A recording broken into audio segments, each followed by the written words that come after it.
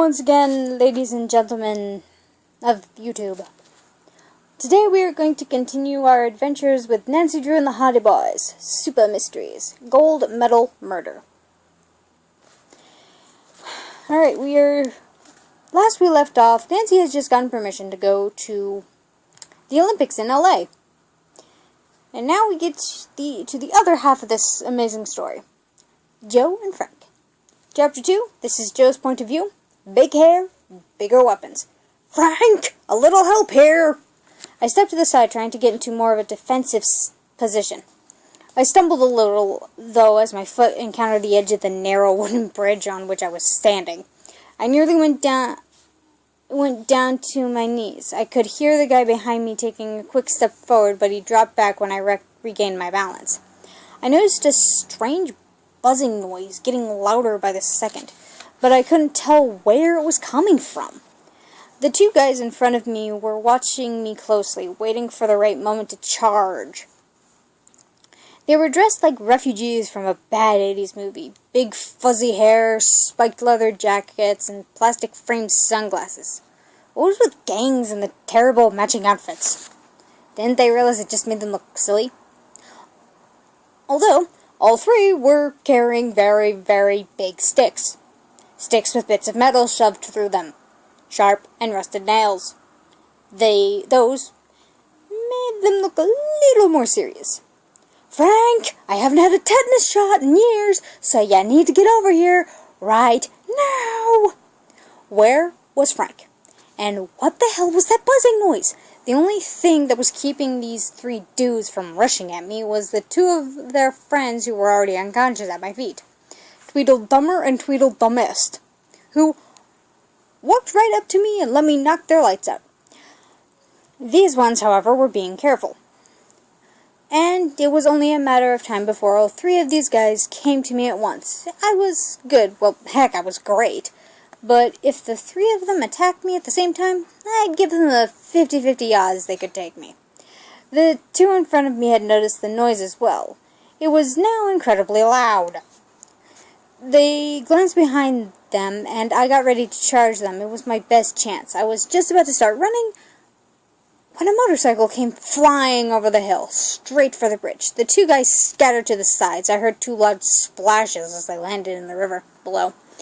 "Jump on!" yelled Frank. Frank slowed the bike just enough to let me leap on the back. As my arms wrapped around him, he revved the engine again. He popped up on one wheel and drove straight for the guy who had been creeping up behind me on the bridge. The thug stood his ground for a second, but when it became clear that Frank was fine with running him over, he followed his friends into the river. "See ya, suckers!" I yelled as we zoomed out of sight. For a few minutes, Frank drove in silence, trying to get us as far away from the gang's stopping ground as possible. Then he started to slow down. "Keep going," I yelled. "Once they get on their bikes, they'll catch up to us in no time."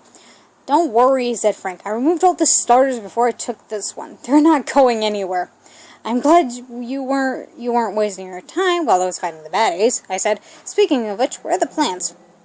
"What plans?" The bike skidded to a stop so fast we nearly flipped over. "Joe, the plans we were supposed to get from these guys, the ones they stole, our mission?" Frank sounded kind of peeved. I let him twist in the wind for a second.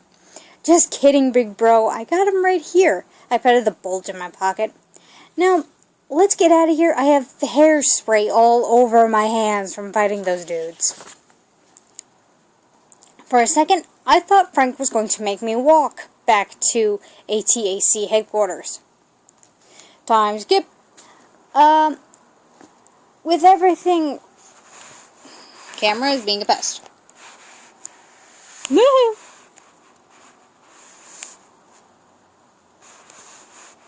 Nope. Fine. Ugh.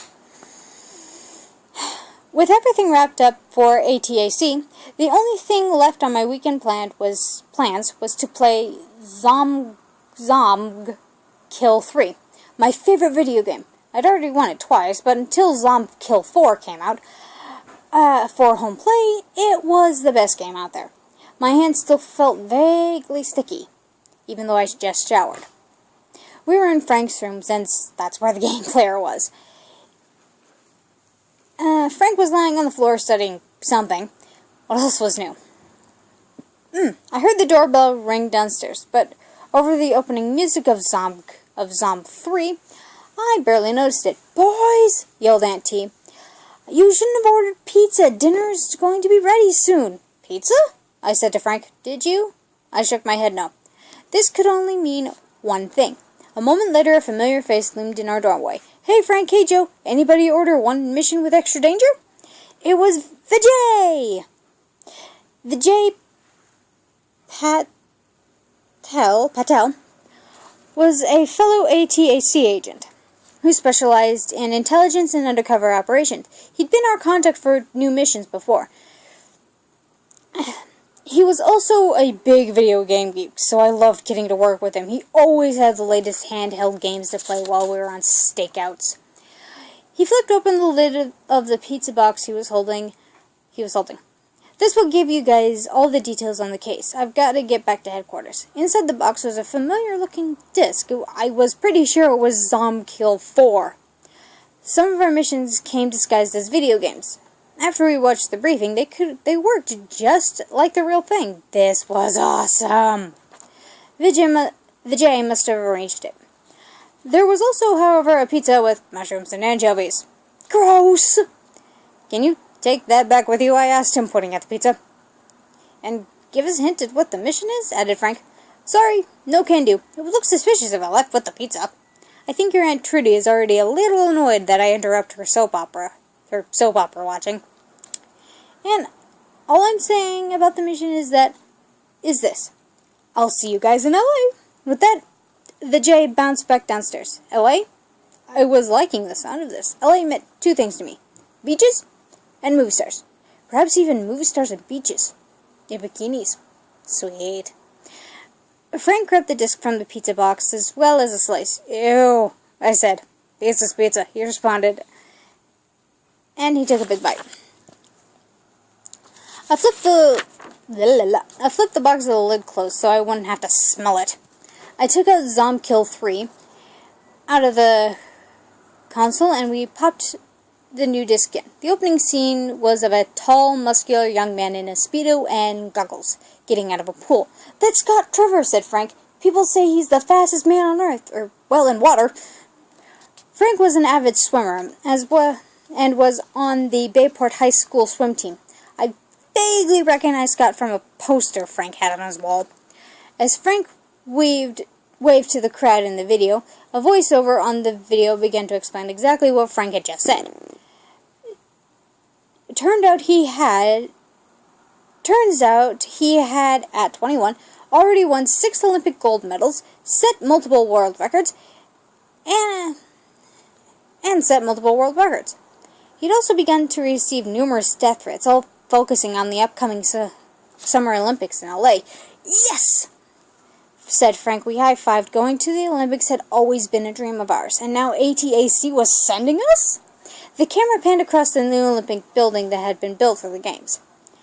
Up until recently, the threats had been a little less common than what he generally received, but nothing out of line. But a recent burglary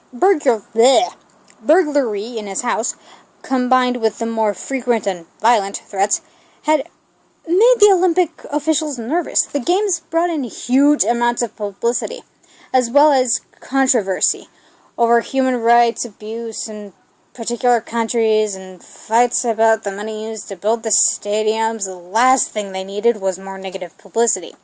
Suddenly, Vijay appeared on the screen. "Hey guys! So, for this mission, it's going to be the 3 of us out in LA. This just getting better and better. We had a few recent bad matchups with our other agents on missions, including one who tried to kill us in the Florida Everglades. But working with Vijay was always awesome. He was a good agent, as well as a fun person. On the TV screen, Vijay continued to break down the mission for us. He would mostly be working remotely in charge of the computers and communications ends of things. The mission was going to be spread out over a lot of territory filled with a lot of people, and we couldn't be everywhere at the same time. Our primary goal was to keep Scott safe. As for you two, Vijay Vijay continued. Frank, you're going to be posted as the head of the Bayport chapter of the Scott Trevor fan club, as well as an amateur swimmer and the winner of a recent Biggest Fan competition held by Sports Time, the Mega Sports website, and TV channel. As the winner, you have been granted the right to follow Scott around throughout the entire Olympics, with a backstage pass that should get you entry to pretty much everywhere except the women's locker room. Joe, you're going to be Scott's new personal assistant. Anyone who wants to talk to Scott is going to have to go through you, as well as all his emails, phone messages, etc. If anyone tries to slip anything to Scott, you're going to intercept it. Woohoo! Frank and I shouted in unison, almost as though he heard us. The Vijay on the screen held up one hand. There is, however, one catch. Scott will know Joe is with ATAC, but Frank, you're going to be deep undercover on this mission. No one, not even Scott, will know that you work for ATAC. You two will have to act as though you don't know each other. Most of your communications will have to go through me. Thus, these threats could be coming from anyone, even someone close to Scott, and we need to have someone that Scott can't accidentally give away. Frank and I looked at each other. This was going to be tough. We worked together really well. It was, in fact, what made us the best agents in ATAC. Working separately was a whole different story. We'd be able to check in, but still, this mission was going to try our abilities to the limits. Good luck, guys, said the recording of Vijay. I'll see you out in LA in 3 days. Until then, enjoy Kill 4. And that is the end of Chapter 2. My foot has fallen asleep. Of the Nancy Drew and the Hardy Boys Super Mystery. Well, I have to get going. I will see you next time. Goodbye.